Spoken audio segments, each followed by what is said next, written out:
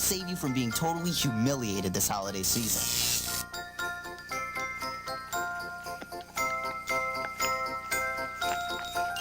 If you were one of those lucky kids who had access to the Sega Channel in the mid-1990s, you legitimately have bragging rights as one of the coolest kids ever. You're not as cool as the ones that had Crazy Bones or Beyblades, but you're up there. Yeah, you turn that cap around. Sega may have had some dramatic ups and staggering downs, but the company's long history points to several moments of impressive innovation and forward thinking. Early 3D gaming on the Master System to a special TV tuner that could turn your Game Gear into a mini set, Sega has never been afraid to try something outside the box. Okay, apart from that, they should have some shame about that. Put that back in the box. Many people know that Sega tried to get in front of online gaming in a big way by including a modem with their far too pure for this world Dreamcast in 1998. But did you know about the company's earlier effort with digital gaming? Or going back all the way to 1994, we have the fascinating story of the Sega Channel. Debuting in mid-1994 in Japan and the US, with further releases in various worldwide markets between 1995 and 1996, the Sega Channel was truly ahead of its time. A digital game service that demanded only a special adapter that plugged into your console and a cable TV subscription, making it a remarkable precursor to Game Pass, PlayStation Plus, and even Nintendo Switch Online. So let's take a closer look at the history of the Sega Channel, some of its most notable games, and why it's almost impossible to know the full story of this premium service more than 30 years later.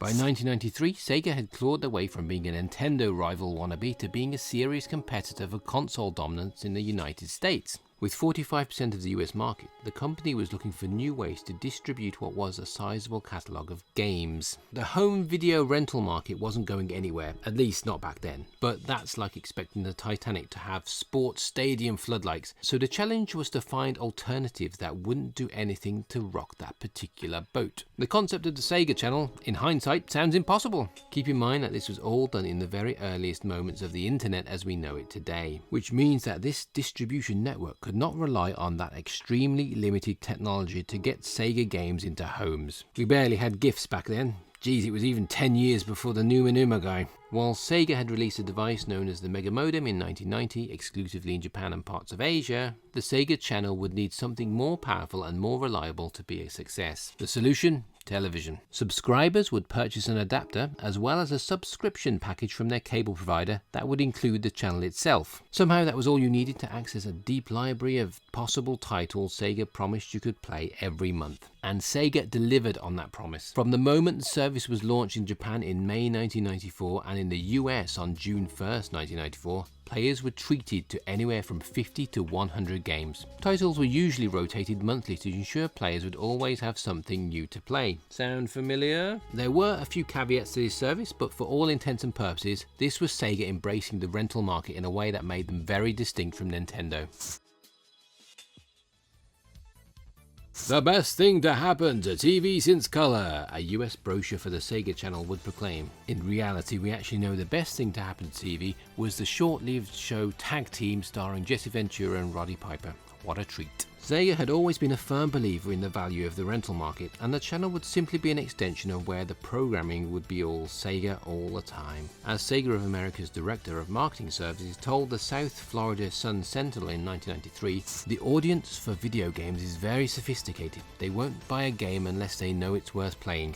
This was a very different attitude from Nintendo, who at one point actually sued Blockbuster in 1989 for renting out their games. To make the channel a reality, Sega entrusted the job to Pacific Softscape, who had previously developed an X-Men game for the Genesis and the rather aggressively nipply Generations Lost. And while Sega would begin to experience a litany of headaches unrelated to the Sega Channel, development of the service by all accounts was straightforward. The project saw some minor delays, but with a focus on the relatively larger support for the cable distribution throughout North America, the Sega Channel held a demonstration at the 1993 CES show and by early 1994 was already running small tests for the service in Japan. In June, the Sega Channel rolled out to the more ambitious testing phase in the 12 US markets. As part of a joint venture between Sega and cable heavyweights Telecommunications and Time Warner Cable, the Sega Channel offered to more than 5,000 customers was a successful enough venture for a plan to roll out a service nationally in December of 1994. By the end of the year, the Sega Channel was available nationally in many locations across North America. With their usual edgy attitude, practically a trademark for Sega at this point, the company began to advertise the channel in its earnest beginnings in late 1994 and early 1995. Featuring music created by Toe Jam Isle composer John Baker, the aesthetics associated with the service, from the logo to the menu screens, were designed with a similar visual style to that game. With attractive packaging, ease of use, and some effective advertisements, Sega experienced success almost immediately with their unique, ambitious time machine. How successful were they? By the end of 1995, over 200 cable systems carried the service throughout the country. At its peak, in the United States alone, the channel was available to roughly 1/3 of the entire country's population. Around 250,000 people were using the service at its peak, with the Sega Channel soon becoming preferable to many over renting games from video stores. As for the rest of the world, it's difficult to say. While no country adopted Sega Channel as fervently as the US players did, the service was available to additional 10,000 players at its peak in Canada. The service seemingly did well for itself in other pockets of the world.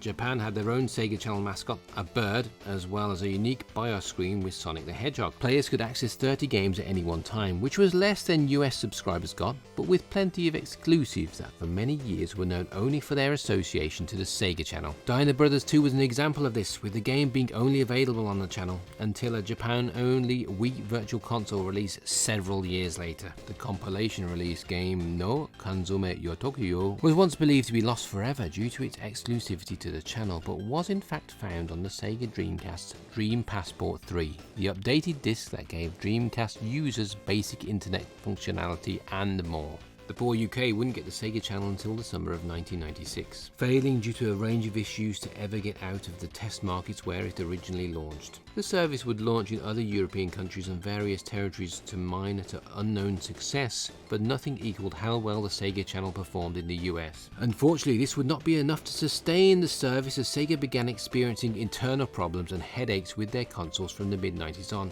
But it was clear gamers saw the value in what Sega sought to achieve. And for $12.95 a month with a one-time activation cost of $25, there was a lot of value for Sega Channel fans. Despite minor issues such as keeping a clean signal to assure an uninterrupted download of the game a player wanted, something that cable providers struggled with throughout the decade, using the Sega Channel was as simple as it was fun. Players would boot up the channel and could access games from across several different categories. Test drives, basically like game trials on PlayStation Plus, offered players an opportunity to try out new games such as Barkley Shut Up and Jam and Castlevania Bloodlines. The arcade featured games like Mortal Kombat and Echo the Dolphin. The Think Tank dealt in puzzle games, and the Family Room and Sports Arena categories focusing on, you guessed it, family games and sports games. From previews to upcoming games, to special releases unavailable outside of the service or Japan, to special promotions only offered to subscribers, the Sega Channel was comprehensive and never failed to give you something to check out. No matter what you like to play, it was almost certainly the channel that would have something for you.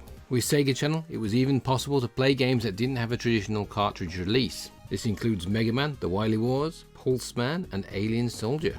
These games can all be played today, and through emulation it's even possible to recreate the basic idea of what a Sega Channel experience might have entailed. Hundreds of games made their way to the Sega Channel at one time or another, but nothing lasts forever, and that sadly is particularly true when it comes to basically anything Sega did in the 1990s.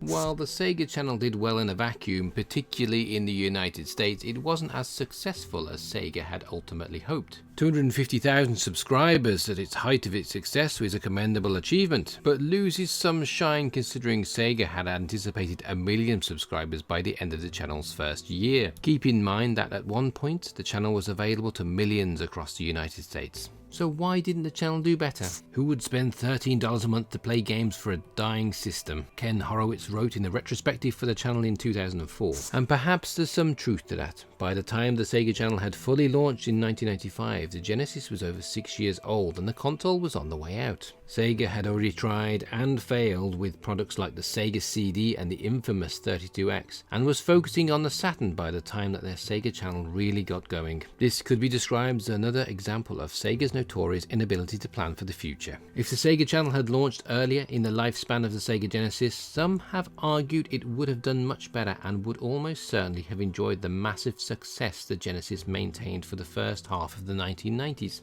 To put it another way, when the Sega Channel was announced in 1993, the company was still doing fantastically with the Genesis. The Game Gear was also building up its own momentum as well, even with the weight of 16 million batteries weighing it down. Flash forward to 1995 and 1996. The Sega Channel is in full swing, but Sega is focusing on the Saturn, already getting its ass thoroughly kicked by Sony and Nintendo. They will abandon the poor Saturn in less than 2 years to focus on the Dreamcast, which will also sputter and suffer a premature death by the end of the decade. The Sega Channel benefited from a huge library due to the age of the Genesis, but the trade-off was gamers who wanted to keep up with Sega's latest developments would have to do so by purchasing new systems. That trade-off was fine for 250,000 subscribers, but it couldn't last with an aged consoles that was only going to get older. There was talk of 3D peripherals and expanding the service to Saturn consoles, but nothing ever came of these concepts. Sega shuttered the Sega Channel permanently on June 30th, 1998. That's a 4-year run that we can't help but admire. I mean, Stadia didn't even manage that. The Sega Channel was a good idea that perhaps wasn't executed in the most effective fashion, but it was ahead of its time and proved an audience for digital gaming existed long before the internet made this a viable reality for virtually everyone. When you look at what we have now with services like PlayStation Plus, Game Pass, or even the virtual retro consoles available on the Switch, the value of something like the Sega Channel in the 90s becomes clear. It paved the way for what we have today. Now, who's got the remote?